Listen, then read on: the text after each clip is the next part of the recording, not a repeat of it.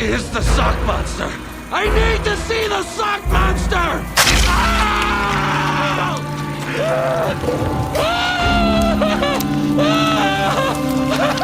I knew it! What's up, Vault Dwellers? Dan here. Hey, here's the thing. You know, for every airplane that becomes legendary, there's a dozen parody movies that came and went without anyone noticing. And the B Stream, they handed me 10 parody and spoof movies you probably never heard of, and I had to watch them all. Some of these though, I mean, they're just hidden gems and definitely deserving cult status. Some, well, you'll see. But they're all trying to do what best parodies do. Take a genre, love it, and just completely destroy it. These aren't the classics. These are the forgotten, the obscure that somehow got made and ended up in the B Stream library. Let's see what we got.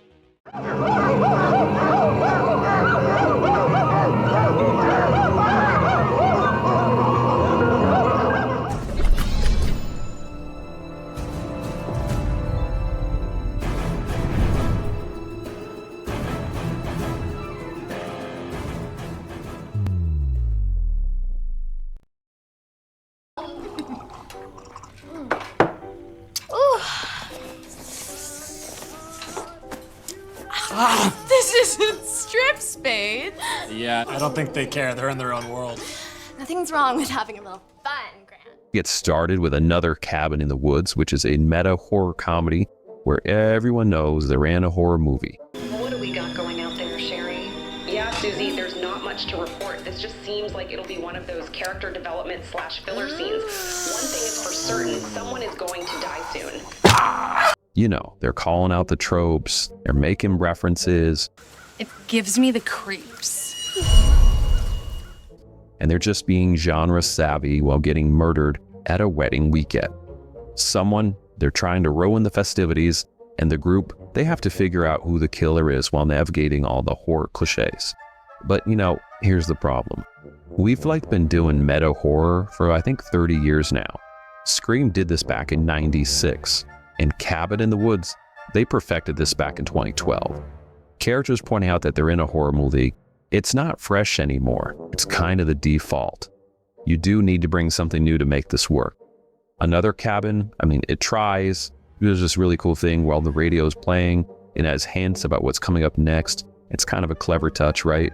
Let me tell you something. Black people, don't go into the woods with no... And the wedding weekend, it does, it sets it up pretty well, but it really never quite escapes feeling like a lesser version of better movies.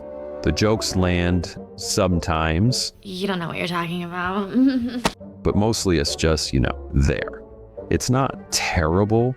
It's also not memorable. It's just existing in the genre that's been done to death. If you've exhausted every meta horror option and need more, I think this will scratch that itch. But there probably are better ways to spend 90 minutes. Yo, can I ask you a question? 8 inches. No, not that, please. 7 I don't and a believe you, half. by the way. Okay.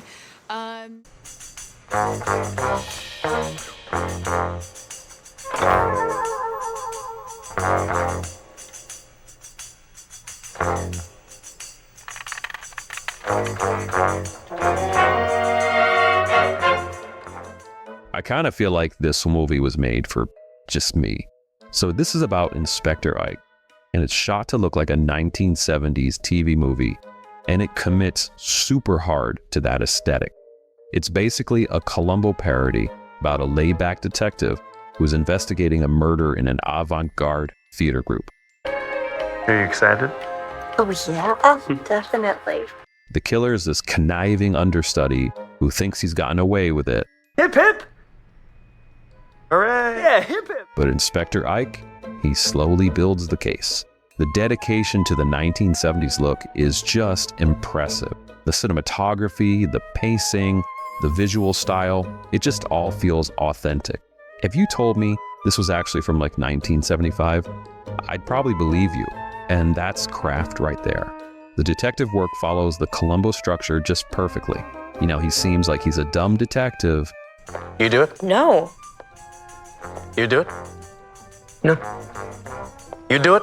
No. You do it? No. But he's actually brilliant and methodically closes in. The comedy is so understated. It's not broad slapstick, right? Bing, bing, bing, bing, bing. Bing, bing, bing, bing. It's observational humor about theater people and detective show tropes.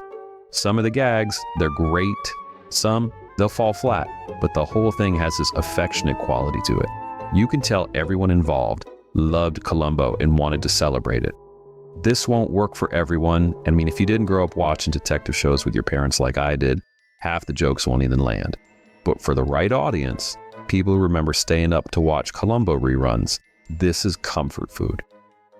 On a scale of 1 to 10. 10. With 10 meaning guilty. 1. I meant 1. I'm a 1. Without any hesitation. None whatsoever. Justin, I have been wandering the world searching for one mortal man who can make my body quake with sex. When I saw you eating your salad, I thought the planet was going to blow the fuck up. Low is probably one of the weirdest movies I've seen in some time. So there's this guy whose girlfriend gets kidnapped by demons. So he summons a demon named Low to help rescue her. And the entire movie takes place in like one single room. Where the fuck am I? This was shot in just 3 days, and somehow they made it pretty good. It feels like a stage play filmed, and that's intentional. The demon Low, he's this creature that's funny and threatening all at the same time. It's flashback time. This thing has great costume design and just great performances. There's even like these musical numbers that just come out of nowhere. You were born out of man's greed and war. The whole thing's dreamlike and just strange all around. You know what makes it work though? It's the characters, because they're actually developed in this movie. You care about this guy trying to save his girlfriend. Would you like to see her again? Then think about her. And the backstory unfolds in some odd and unexpected ways. And that demon, he's not just comic relief. You took her. I took her? Not you specifically, but your people. I knew it. You're racist. He's got some depth to him. This movie's fascinating. It's not perfect, but creative and weird in the ways most movies aren't. You should totally check it out.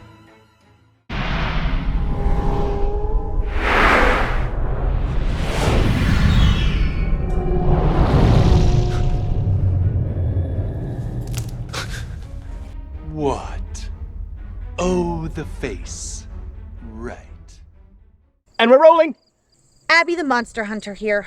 I am in a small fishing village on the shores of Lake Champlain, in a cemetery that is said to be the hunting grounds for the horrible creature the locals are calling the graveyard shark. Graveyard Shark is about a cryptozoologist who is investigating a humanoid shark haunting a cemetery. Yeah, a shark in a cemetery. That premise is so stupid, it kind of becomes brilliant if you commit to it fully.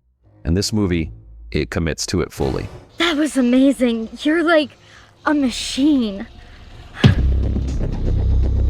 The creature design, it's surprisingly good. When I first saw the shark, I burst out laughing. The thing's hilarious. The practical bodysuit looks just way better than the budget should allow. They treat this shark just like a slasher villain, doing shock ambushes in the graveyard, building tension, the music, and then just releasing with just brutal kills.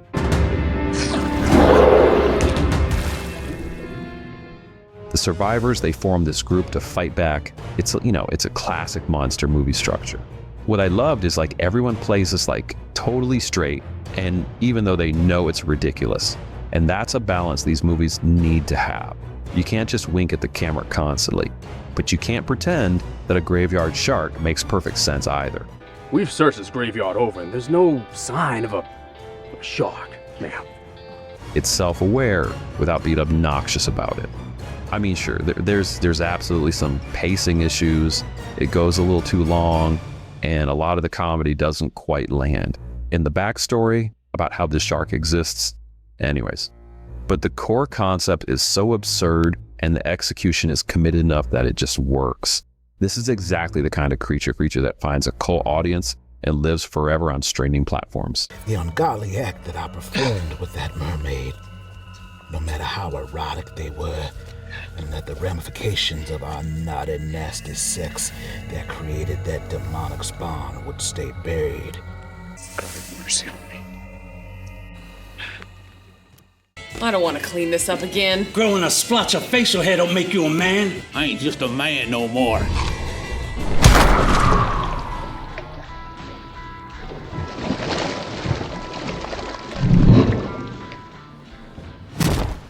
Bubba, the Redneck Werewolf. It's about a lovesick dog catcher who makes a deal with the devil and becomes a cigar-smoking werewolf to save his town from evil. And this was shot for like $3,000, and it's way more charming than it has a right to be. Hey, Jamie Sue. You look good enough to eat. Hey, Bubba.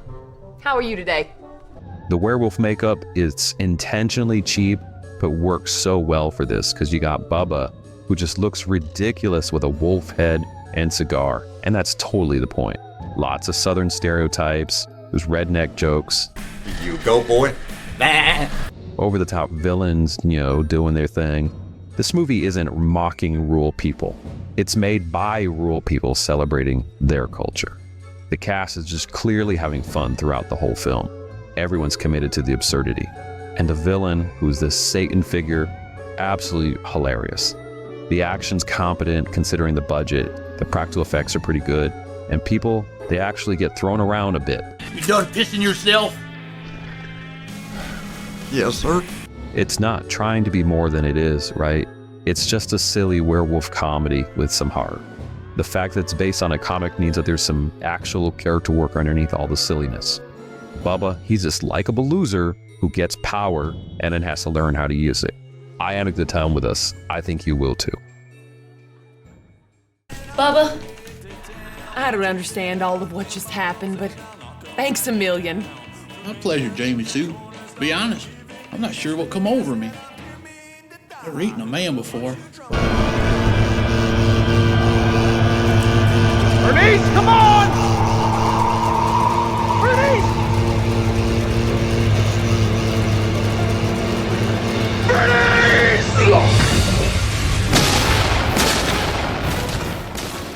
Vampire Zombies from Space. It's a deliberate Ed Wood homage and shot in black and white with all the 1950s creature feature tropes. You got your flying saucers on strings, small town getting invaded, everyone coming together to fight the alien threat. The title just tells you everything, right? It isn't accidentally bad. It's carefully crafted to look like a zero-budget 50s sci-fi film. What's he gonna do? Murder me? The photography, it's got that grainy quality, the acting is so theatrical, and the effects are just intentionally cheap. And there's even like this Bela Lugosi-style Dracula character who leads the vampire zombies. Every frame shows they watched hundreds of hours of 50s B movies to nail the aesthetics. The pacing matches all of these old films, with the slow builds, lots of dialogue. But why should we give Dracula the chance to disappoint us again? And then just chaos. The characters are those familiar archetypes, the tough teen, the incompetent sheriff, the scientist trying to warn everybody. Vampiracy. And of course, you got your girls in distress. But overall, this is a successful parody that celebrates 1950s sci-fi while gently mocking it.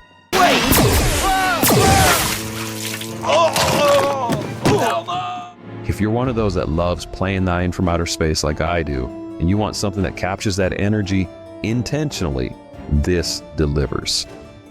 All right, let's take a quick break to talk about the B stream. And look, these 10 movies, this is just scratching the surface of their catalog. They've got tons of horror comedies, B movies, cult classics, and you name it. All the weird stuff that makes life worth living.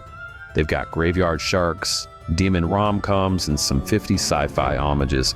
It's all there. And they hooked you guys up, the Retro Vault viewers, with a 50% off subscription plan.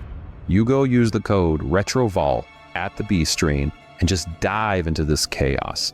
Every movie here has a QR code on screen if you want to check out the trailers. Help them out.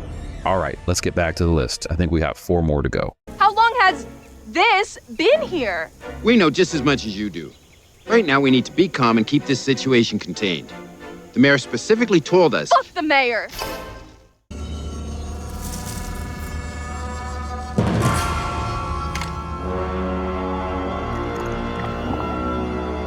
The hell kind of mutant cosmonaut are you? Explorer from Another World is this love letter to atomic age sci-fi. It's about this small town in Indiana, early 1960s, and there's this like grotesque alien that arrives and just starts killing people. Did you do this to Ruby Jean? You bastard! It's got that Invaders from Mars aesthetic, and then even the poster's like a homage. All right, maybe it's a ripoff. Woody Edwards is the director, which to me sounds like a riff on Ed Wood. But anyways, he wrote, directed, and starred in this thing, which usually means Disaster City. But I think he actually pulls it off. This movie just loves 1950s creature features and recreates them faithfully while adding modern sensibilities. I need you to put that away now so we can have a discussion. Like 2 normal gentlemen.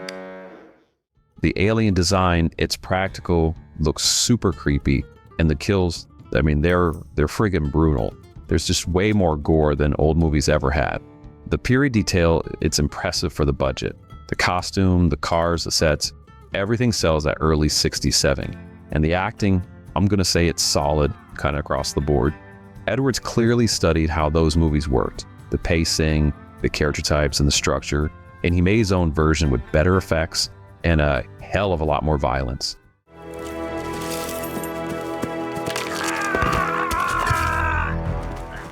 What I appreciate is that it's not mocking old sci-fi, it's celebrating what made those movies work. And Explorer from Another World succeeds because Edwards, you can tell he loves the genre and wanted to make a real entry into it. What is going on here? Do you understand me now? What are you wearing on your head? Boy, are you some sort of pilot or something? Did you have a crazy one? Is that all I'm ever gonna get from you guys? Bullshit? Oh, ask a silly question. What the world needs right now is a hero. All right, so it's possible some of you have seen the return of Captain Invincible. Just unlikely. This thing came out back in 1983, and that was way before superhero deconstruction became trendy. This movie tries to be a musical comedy superhero satire. And Alan Arkin, he plays a washed-up hero who fought the Nazis, retired to Australia, and now he's a drunk there. But then he gets called back to America when we need him. And the amazing Christopher Lee, he's the villain. Calling number 1. I trust for your sake that you have a favorable report. It's fantastic because of the hypno-ray. The ambition in this flick was huge.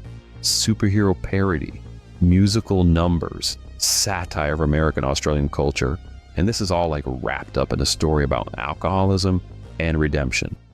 Yeah, you gonna find it in a single day.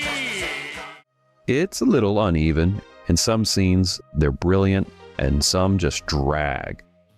Which means that the universe, Patty, and time, it goes on forever. All the way through to eternity, and then and folds in on itself in a kind of... I'll tell you what, the songs, they mostly don't work, except for Christopher Lee's Name Your Poison, which, in my opinion, is worth watching the entire movie for. Lee singing about liquor while being evil is peak cinema. In the new final size, if you don't name your poison, I'll have to get the poison, the spirit. Alan Arkin's great because Arkin's always great. He plays the drunk superhero like he was born for the role. And this superhero action, it's surprisingly decent for a film back in 1983. Plus, one of my favorite all-time authors, Terry Pratchett, he called it his favorite film, which that's one hell of an endorsement. This is flawed, but it's absolutely worth seeing. Can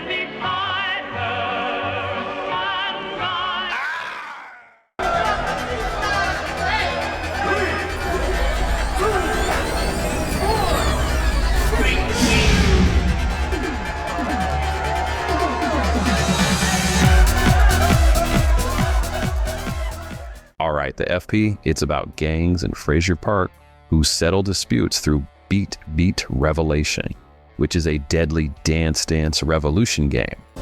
Yo. The premise alone tells you whether or not this movie is for you. Everyone talks in this ridiculous ghetto slang. What's a fucking town with no ducks, J-Tro? It's nothing. It ain't nothing. They take the dance battles as seriously as like a death match.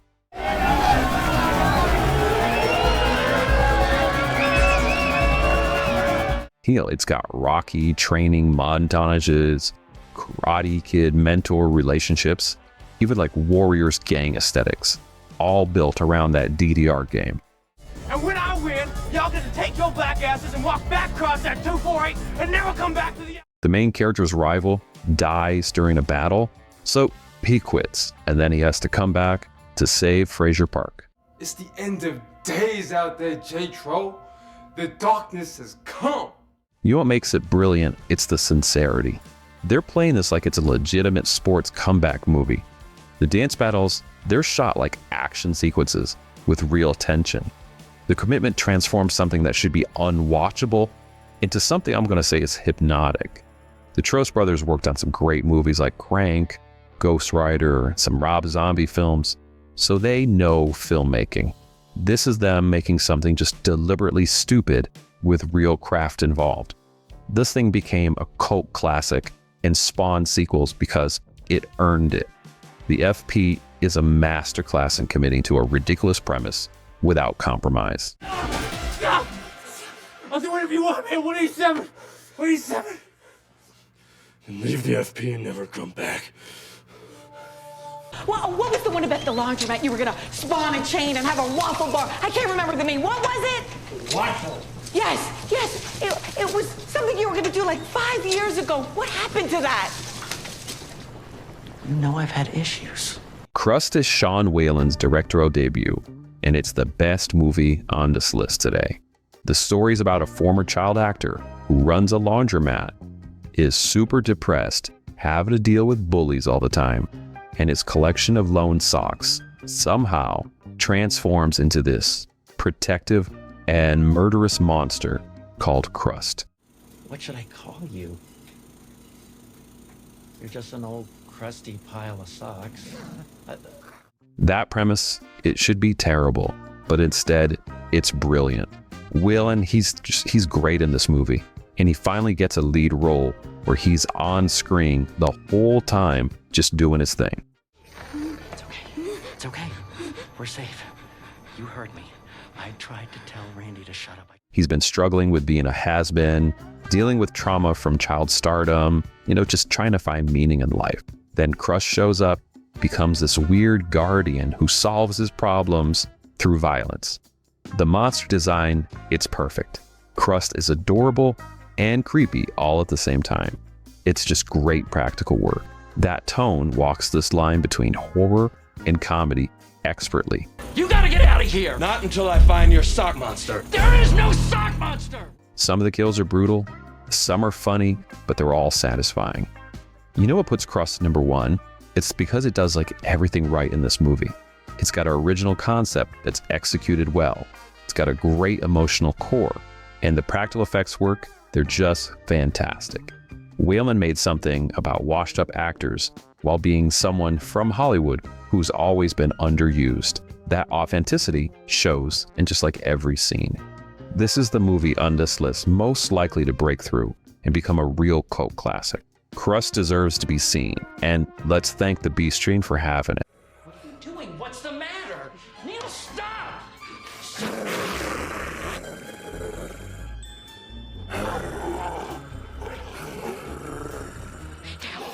Speaking of the B Stream, they've got all these movies and a ton more.